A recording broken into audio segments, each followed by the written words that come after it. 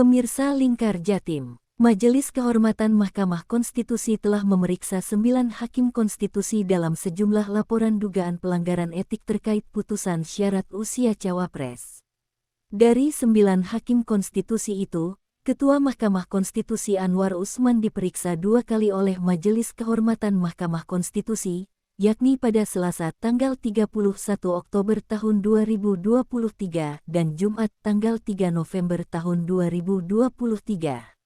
Dikutip dari channel YouTube Kompas TV, Ketua Majelis Kehormatan Mahkamah Konstitusi, Jimli Asidiki menyebut hakim yang paling bermasalah secara etik di balik putusan syarat batas usia minimal Capres-Cawapres adalah yang paling banyak dilaporkan etik. Jimli tidak menyebut secara tegas nama hakim yang dimaksud.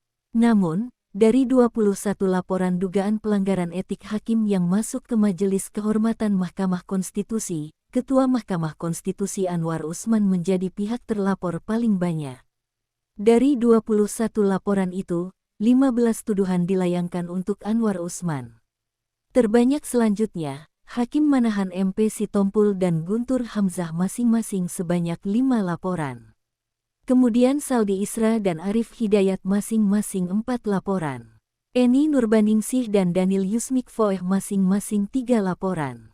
Sementara Soehartoyo dan Wahidudin Adams masing-masing hanya 1 laporan. Pemeriksaan para hakim konstitusi itu digelar tertutup Majelis Kehormatan Mahkamah Konstitusi di Gedung Mahkamah Konstitusi. Majelis Kehormatan Mahkamah Konstitusi yang terdiri atas Jimli Asidiki, Wahidudin Adams, dan Bintan R. Saragih dijadwalkan mengumumkan putusan mereka pada Selasa tanggal 7 November tahun 2023 besok. Salah satu yang ditunggu-tunggu, jangan dijawab sekarang, dijawabnya hari Selasa. Nah, nanti tolong dilihat di putusan yang akan kami baca, termasuk jawaban terhadap tuntutan supaya putusan MK ini ya ada pengaruhnya terhadap putusan MK sehingga berpengaruh kepada pendaftaran capres, kan begitu. Nah, itu juga salah satu pertimbangan mengapa kita putuskan putusan dibacakan tanggal 7.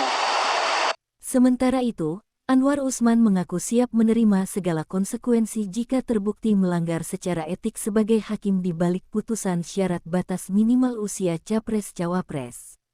Anwar mengaku diperiksa Majelis Kehormatan Mahkamah Konstitusi sebanyak 2 kali lantaran ada beberapa hal yang harus diklarifikasi. Terutama, kata Anwar, soal RPH. Dia juga menyampaikan beberapa hal terkait tuduhan pelanggaran etik yang berkaitan dengan konflik kepentingan. Namun, Anwar tak membeberkan klarifikasi dirinya atas dugaan pelanggaran kode etik tersebut.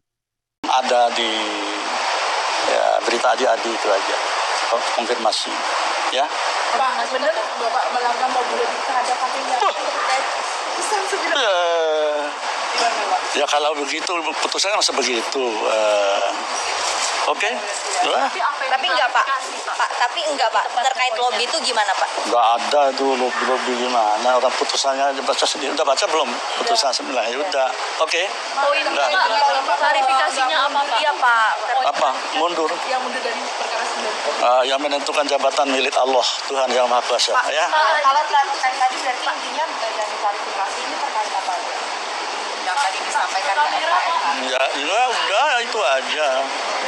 Ya masalah kalau bisa seperti siaran pers saya itu loh, baca beberapa putusan pengadilan Mahkamah Konstitusi. Maksud saya tidak mundur dari pemeriksaan perkara 9. Ini kan berkaitan dengan Nggak ada, ini pengadilan norma, bukan pengadilan fakta. Oh, benar, keluarga bangsa Indonesia. Gitu. Undang-undang kuasa kehakiman diatur bahwa hakim harus mundur dari perkara yang dengan konflik kepentingan. Siapa? Kepentingan siapa? Ini pengadilan norma semua bangsa Indonesia, rakyat Indonesia. Iya, tapi kan dalam pertimbangannya disebutkan secara jelas nama Mas Gibran. Loh, nggak ada di pertimbangan, coba baca. Di permohonan Nah, itu lain, nggak ada. Ya, oke. Di permohonan kan ada nama Mas Gibran. secara eksplisit. Contohkan itu. Udah. Pemohonnya itu siapa? Kan gitu. Ya, oke. Jalan. Nanti aku tunggu hasil dulu. Oke.